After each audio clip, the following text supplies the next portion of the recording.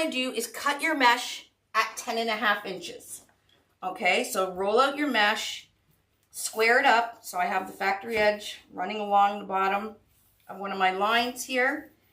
And I'm going to cut it at 10.5. And I try and cut it between the two thicker stripes here. And that way it doesn't fray as much. Okay, you can use a steel ruler too if you don't have quite the steady hand. This is my lolly petal. I wanted my lolly petals more rounded. Sometimes you'll see lolly petals that are scooped and they kind of look like a shovel. I don't have any. But you can see all my lolly petals that I've done on my lap upstairs, they all are the exact same. And I'm going to show you how I do it. I do use the lines on my cutting mat.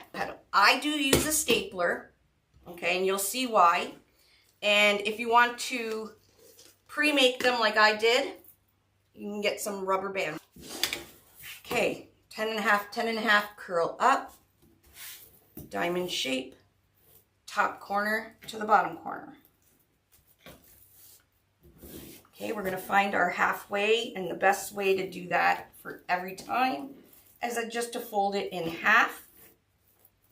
And then you're going to grab this folded edge and open it up. We're going to find 1, 2, 3, 4. The 4-inch is right there.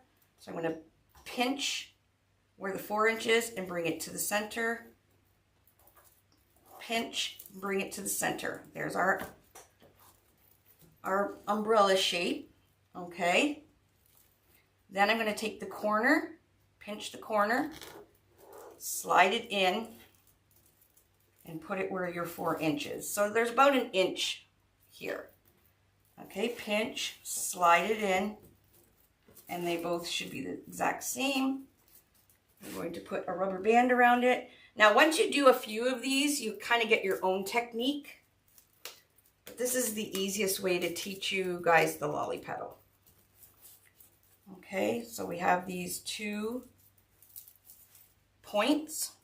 I just kind of make sure both layers, I just kind of fold it over and I just staple it. You can just get a cheapy stapler from the dollar store. All right, and then I like to just kind of push these sides down. Again, it just makes it a little bit rounder. Okay, lolly petal. And then they all will look the same.